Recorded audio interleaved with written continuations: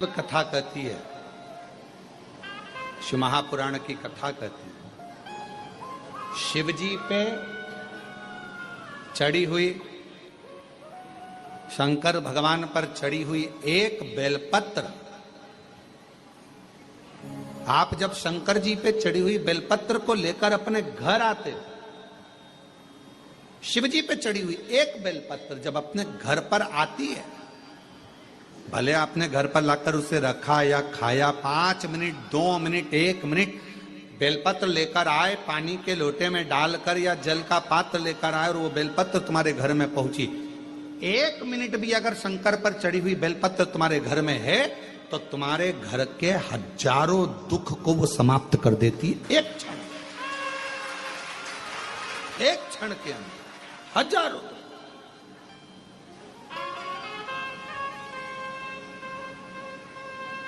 एक पत्र और है, देखिए, अच्छा है, बहुत अच्छा है।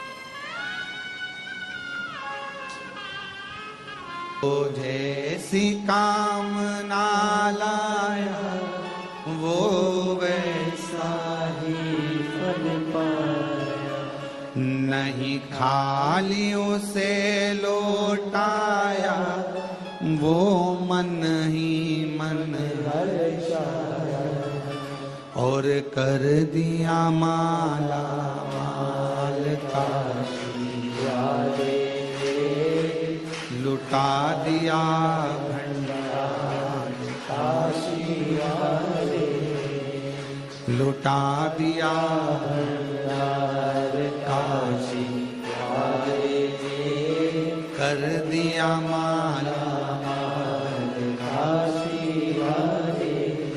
वो शिव है, वो शंकर, वो ओगड़ी, वो दयालु, वो सागर, वो करने वाला, वो दया करने वाला, वो दया की पूंजी, वो कृपा की पूंजी, करुणा की पूंजी। आप जिस भरोसे से, जिस विश्वास से, जिस आनंद से, जिस भरोसे से, जिस दृढ़ता से, जिस आनंद से उसको पूछते हो, उसको भजते हो, उसका स्मरण करते हो, उसको नाम जाप करते हो, उसको पूछते हो, वो उस रूप में आपके सामने आकर खड़ा हो जाता है। उस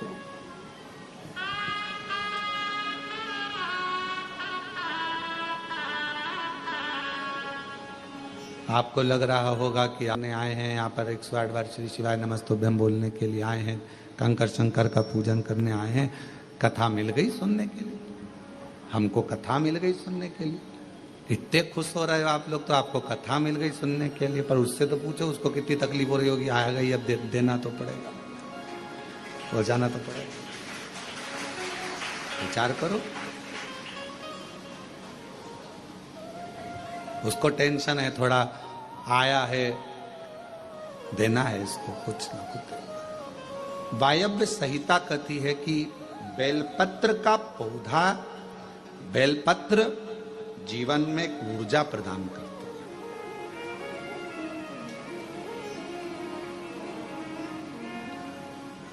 आप करके देखो, एक प्रैक्टिकल जरूर करो। थोड़े दिन अपने घर में एक बेलपत्र के पौधे को रखो, छत पर, गार्डन में, गच्ची पर, बाहर, उसकी सेवा करो, उसका जल चढ़ाओ। फुर्सत मिल जाए तो 2 मिनट बैठकर उसके पास में आप श्री नाम श्री शिवाय नमस्तुभ्यम लीजिए, थोड़ी।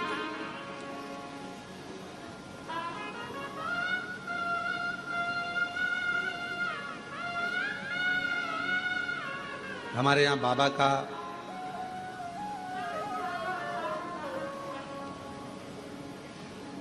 आप लोग जब पीछे ग्राउंड में जहाँ कथा होती है उस ग्राउंड से अगर उधर जाएंगे तो देखेंगे वहाँ बाबा की बेलपत्रियों की एक वाटिका है, और उस वाटिका में आसपास में आप 2 क्षण के लिए बैठकर भी अगर भगवत नाम श्री शिवाय नमस्तुभ्यम का स्मरण करते हैं तो आपको इसमें आनंद की अनुभूति होती है।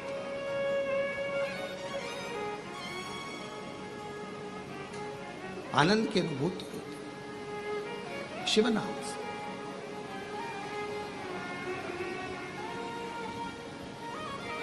हमारे बाबा का जो पुराना वट वृक्ष है अभी तो वहाँ के काम चल रहा है, इसलिए आप लोगों को वहाँ अंदर जाने की अनुमति नहीं होती है, तो वहाँ जाने नहीं देते हैं।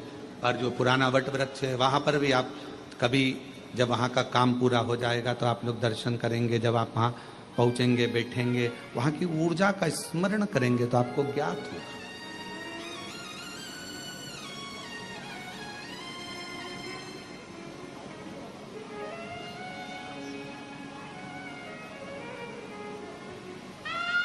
कितनी ऊर्जा, कितना बल एक बेलपत्र के पत्र में होता, कितना बल।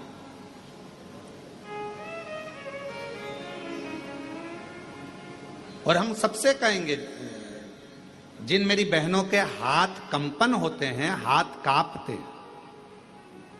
जिन मेरे भाइयों का शरीर कांपता है, थोड़ा थोड़ा कंपन शरीर में होता रहता है, हम उनको भी कहेंगे, उनसे भी निवेदन करें कि अपने जेब में दो जेब होती है, एक जेब में मोबाइल रखो मना नहीं है, एक जेब में पैसा रखो मना नहीं, पर एक जेब में आप शिव जी पे चढ़ी हुई बेलपत्र को रखना प्रारंभ करो, फिर आपके शरीर का स्थिरता धीरे धीरे धीरे धीरे अपने आप पाना प्रारंभ हो। जिनका शरीर कांपता है, डॉक्टर का इलाज करवाओ। डॉक्टर शिव का एक रूप है, दवाइयां लो, गोलियां लो, जांचें कराओ, और साथ में कहीं अगर बेलपत्र का पौधा है, बेलपत्र का वृक्ष है, उस बेलपत्र के वृक्ष की छांव में थोड़ी देर बैठकर, बेल के वृक्ष की छांव में बैठकर श्री शिवाय नमस्तुभ्यम का स्मरण करो। 8 दिन 15 दिन कर कर देखो, 16वें दिन हमको पत्र लिखकर भेजना कि तुम्हारे हाथ पैर कांपने में थोड़ी आनंद हुआ कि नहीं हुआ, ठीक होना चालू हुआ कि नहीं। ऊर्जा, एक बेलपत्र की पत्ती में वो बल होता है, एक बेलपत्र के वृक्ष में वो बल होता है जो सुख प्रदान करता है।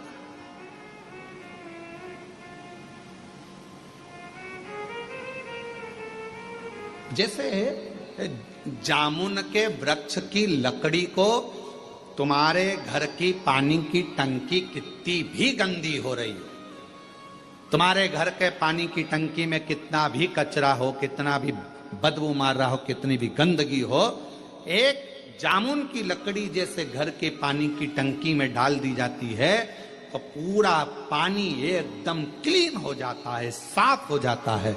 उसी तरह बेलपत्र का एक छोटा सा पत्ता भी हमारे जीवन को ना जाने कितनी सफाइयां कर देता है, कितना पाप कर्म, कितना दुख, कितना कष्ट, कितनी तकलीफ है। एक बेलपत्र का पौधा, एक बेलपत्र का पत्ता हमारे जीवन को आनंद दे देता। वायव्य संहिता शिव महापुराण की कथा कर एक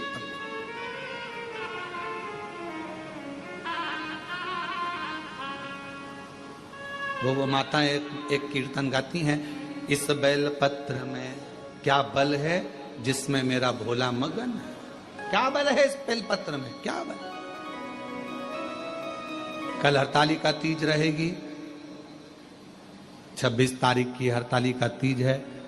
कल पूरा भारत, पूरा विश्व, जगह जगह पर माताएं फुलेरा बांधेंगी। उस फुलेरे का दर्शन करने के लिए भले तुम्हारा व्रत हो चाहे ना हो, पर 5 फुलेरे का दर्शन अवश्य कर कर आओ, अपने जीवन को धन्य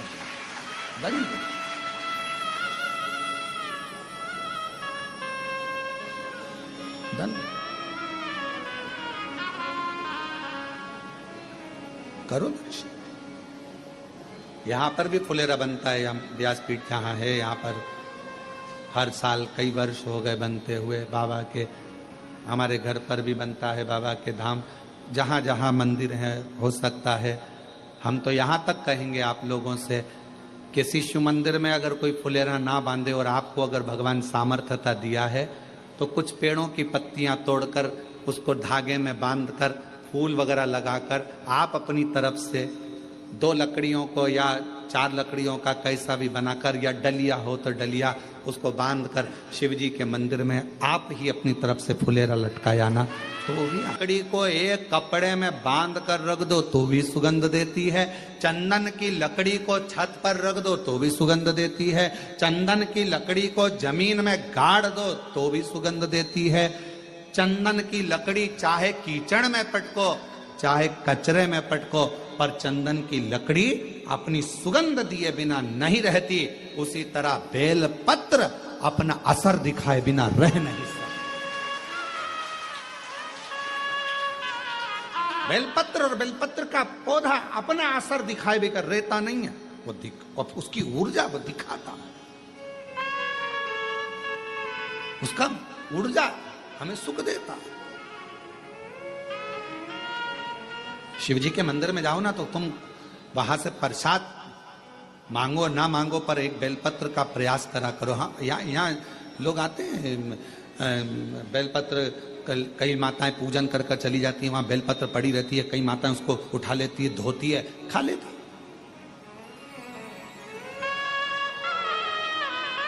उठा लेती, खाती। कई माता यहाँ का बेलपत्र उनको लगा कि हम वो दूसरे ने पूजन करी, नहीं नहीं, बेलपत्र तो बेलपत्र है ना, शिव तो शिव है ना।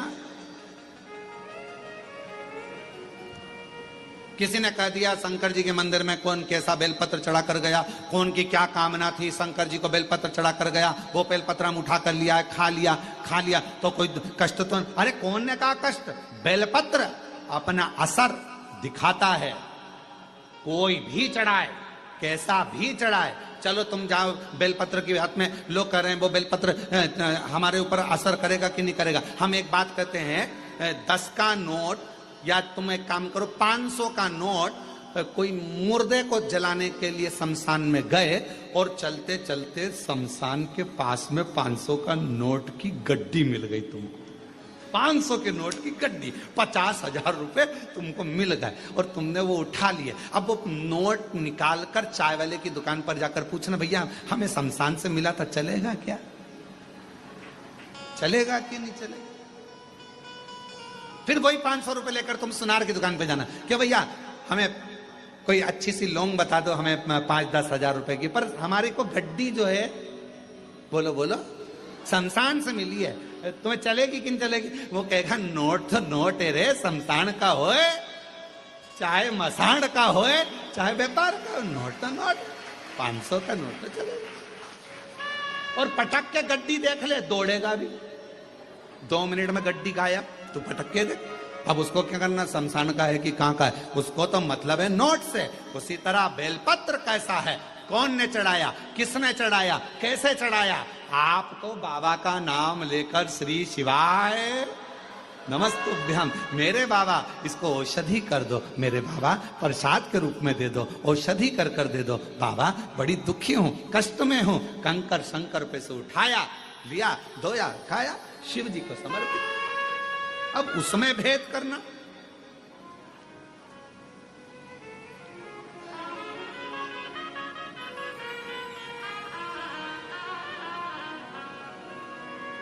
नोट तो नोट है, चाहे वो शमशान में हो, चाहे वो मकान में हो, चाहे वो बंगले में हो, चाहे वो झोपड़े में हो, नोट अपना काम अपनी जगह का।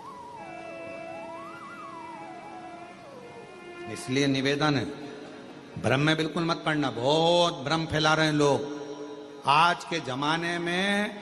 पहले लोग शिव जी को जानते नहीं, मानते नहीं, और अब जब से शिव महापुराण की कथा दुनिया के लोग श्रवण करना चालू करे तो शिव पुराण के ऊपर शंकर जी पर ज्ञान देने वाले 4 गुने हो गए। ऐसा मत करना, शिव जी रूठ जाएंगे, ये मत करना।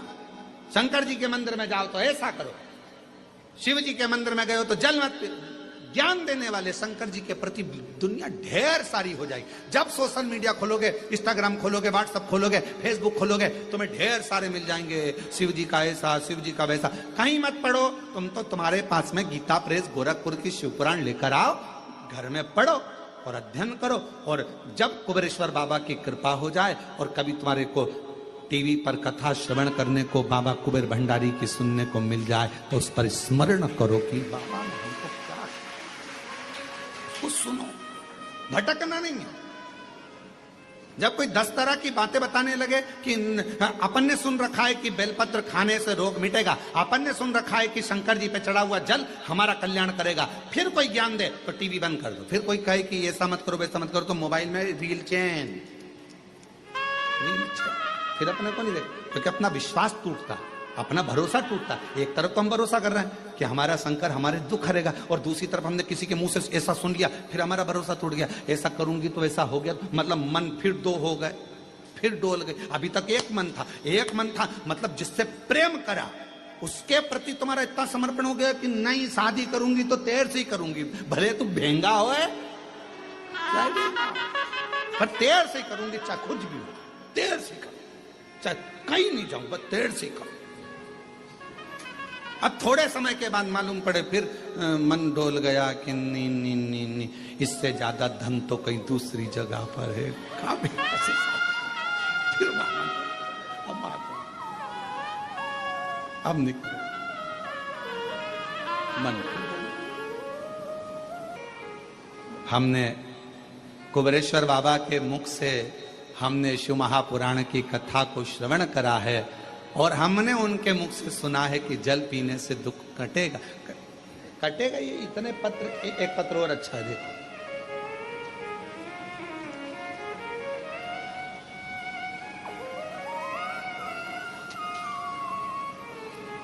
अभी कुछ समय बाद हम यहाँ पर एक रूम बना रहे हैं कांच का।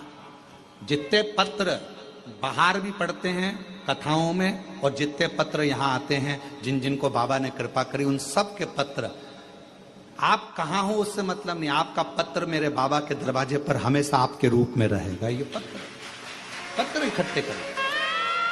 जो दुनिया के लोग कहते हैं कि कुबेरेश्वर धाम, तो उनको आकर उन पत्र को दर्शन करना चाहिए। तुम्हारा मन पड़े निकालो और पढ़ो कि पत्र में सुगंध देती ही देती है। उसी तरह बेलपत्र कैसा भी हो वो हमको फल देता ही देता है, उसका आनंद हमारी जिंदगी में सुख प्रदान करता है। इसलिए तेरे डमरू की धुन सुन के मैं काशी नगरिया हूँ, तेरे